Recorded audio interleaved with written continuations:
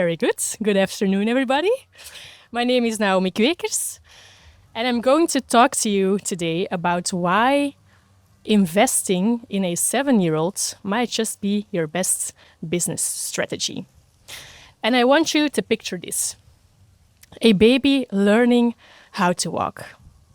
They fall more times than your Wi-Fi during a Teams call, and yet they get up again and again and again, obsessed with only one thing: moving forward. Now, how do you explain that when a kid has certain entrepreneurial skills already, how do you explain that only 23% of employees worldwide feel actively engaged in their work? And that goes, by the way, with an estimated annual loss in productivity of $8.8 trillion worldwide. So, kids are full of entrepreneurship. They were born with a certain dose of entrepreneurial skills. And then you have parents and teachers and society that sometimes discourage certain activities in kids, right? Why? Because sometimes you have a certain way you want to organize your family in, or you have to manage a classroom of 20 kids, which is a lot, I understand, or you have certain expectations of in society.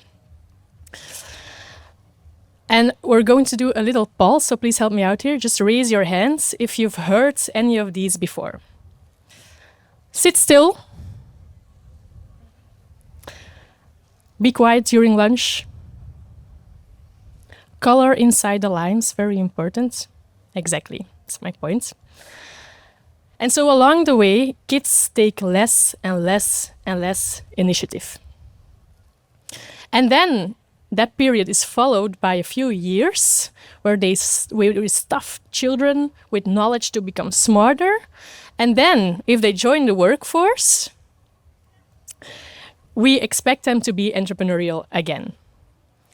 And then we let them follow expensive trainings to become better in certain skills. Again, to me, that's very weird.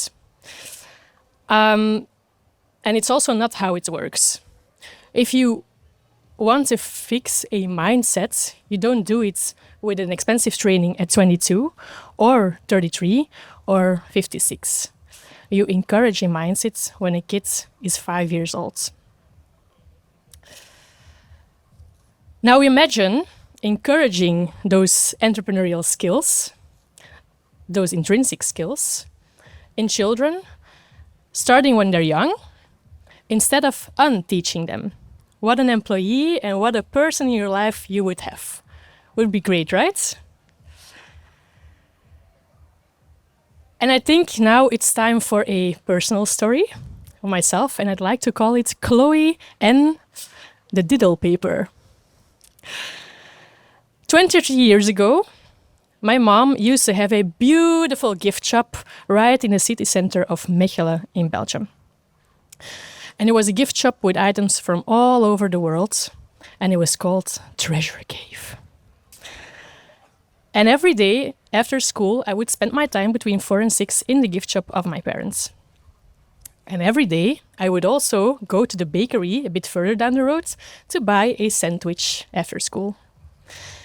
And in the bakery, there was another little girl named Chloe, also spending her time between 4 and 6 in the bakery. So we quickly became friends, and we came up with all sorts of ideas to have fun and to play and whatsoever. Now, back then, there was this absolute craze with children for diddle paper. Who remembers diddle paper? Perfect. So for those who don't, it was stationery with a big-ass creepy mouse on it, and it sounded like vanilla. And so basically you had to collect it and swap it, and it made you cool. But Chloe and I didn't have any diddle paper. So we came up with an idea to raise money to go and buy some. And we wanted to sell sandwiches to strangers on the street. So full of spark, we went to Chloe's dad and we said, hey, we're going to do this. And you know what Chloe's dad said? No. No, that's nothing. That's not for you. We don't do that kind of stuff. That's not for you, Chloe. That's not for you. And what I saw next was heartbreaking. So the look on Chloe's face was really heartbreaking, and she never took any initiative again. Now, luckily, Chloe's dad wasn't my dad. Yes, my dad is over there. And so I went into the shop of my parents and I asked my parents, hey, could I borrow some djembe drums? And my dad said, yeah, sure, as long as you bring them back. It's like, okay. So I dragged Chloe along. We put on a show of a lifetime, making music, singing, dancing. I leave the quality in the middle, but it was nice.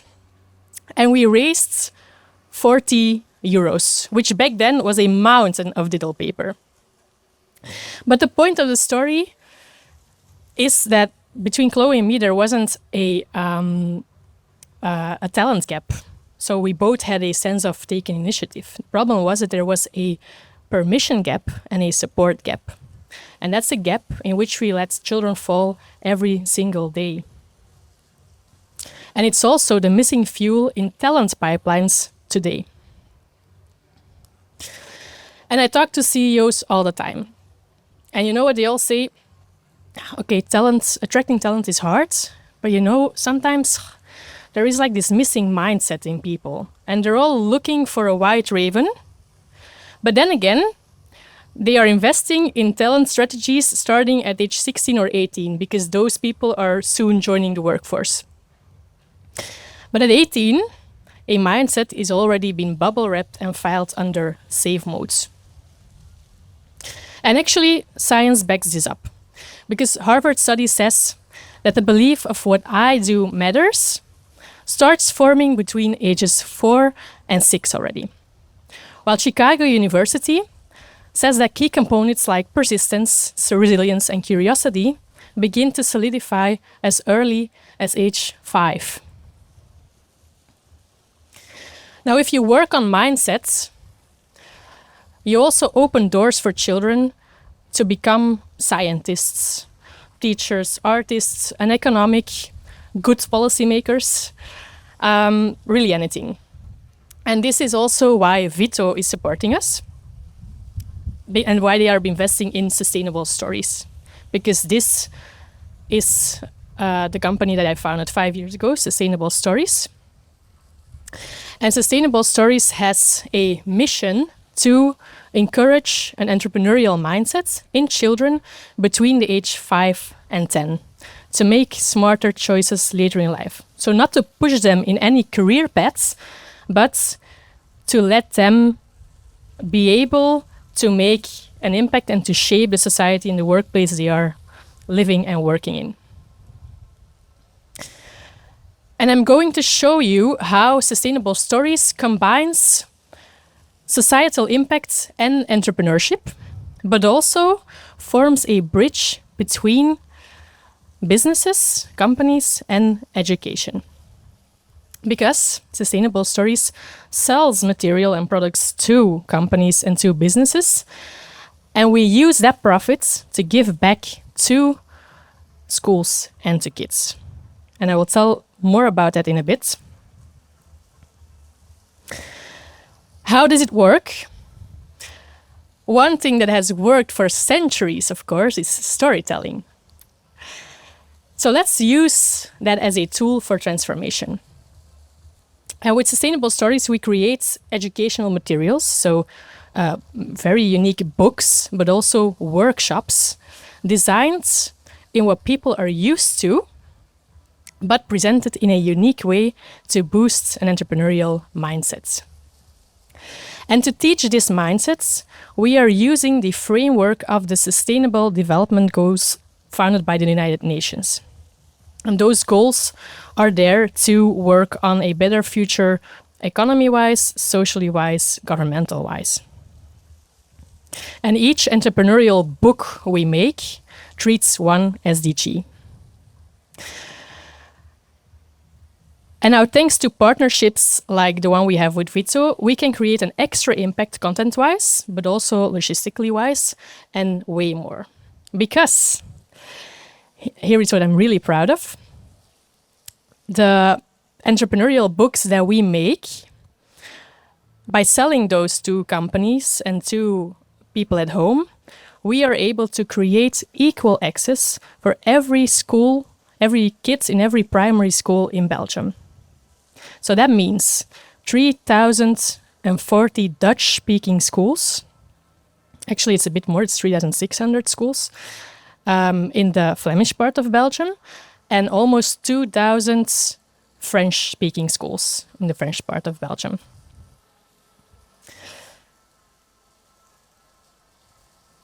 We use the profits to create an impact. What we also do is we create free teaching packages that go along with every book. And we also design workshops that are available worldwide to give back to your employees and the kids of the employees. Now, we see that what we do really works because our teaching packages have already been downloaded for more than 6,000 times already. Now, if you remember that there are 5,600 schools in Belgium, 6,000 is of course way more. And that's not alone the unique downloads, because it's mostly the unlocking of the downloads, but there are multiple teaching packages. So that could also imply that they're already being used in other countries as well. Now, I told you that there was a unique way that we built mindsets. So if you want to work on mindset, you have to work on three things, actually. So in our books, we ensure an emotional connection, because for a kid, it's very important that they can resonate with a topic.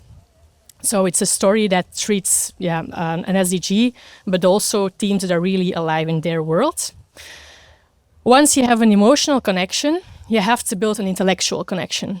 So yes, we also provide knowledge to become smarter, but then you have the third connection, and that's maybe the most important one, is the connection with the hands. So we provide challenges, games, and actions that a kid can do at home or at school to really boost and encourage certain skills. Entrepreneurial skills like communication, presenting yourself, building empathy, negotiation, like really anything. And by doing so, they try, they fail, they adapt, and they repeat. Just like learning how to walk. Remember the baby in the beginning? And I believe that if you have the right mindset, you can master 90% of all challenges and dreams ahead. Now in 2023 and also this January 2025, I presented Sustainable Stories to the board of the United Nations at their headquarters in New York City. And this was a photo just after the second visit from their building in the skyline. And actually, I just wanted to get their logo inside the books because I thought, well, it's cool, nice, right? But actually, I got way more. So it opens a giant door to the rest of the world. And they also said that the person that I was talking to, who worked there for 27 years, he also said, that, wow, this is a very unique project. I've never seen anything like this before that works on mindset education, entrepreneurial mindset education for kids between 5 and 10 to create a better impact later using the framework or the guideline of the 17 Sustainable Development Goals.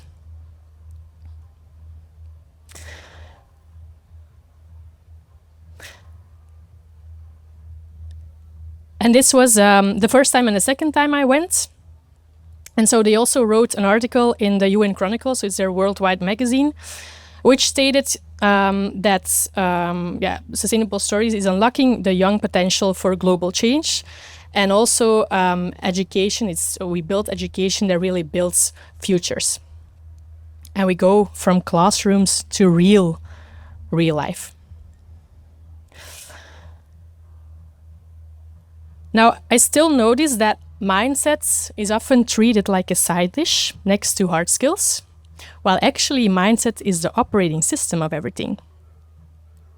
And so if you want to innovate in 2035, you have to plant the seed in 2025, right? So our job is really simple. I suggest that we stop pouring all the energy in only the 16-year-olds and the 18-year-olds, and that we start investing in 7-year-olds.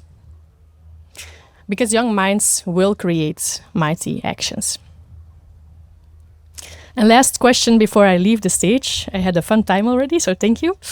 Who invests in stocks here? Can you raise your hands? Oh yeah, I see some quick hands over there. Good, okay. So then you know that it requires patience and self-restraint.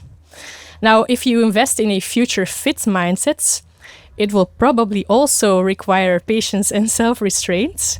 But I promise you, it would also grow success and fulfillment, which is something that we secretly all crave for anyway, if we're being honest. So if you want to continue the conversation, I invite you to scan the QR code. It's going straight to my LinkedIn page to continue the conversation, or if you want to know more about our worldwide workshops that we give. And please remember that the return on investment here is not a KPI, it's a legacy. And it's by far the best investment you will ever make. So to end this session, I want to thank you. And also I would like to dare you to start investing in this type of business strategy and make supporting 7-year-olds the real flex of tomorrow. Thank you very much.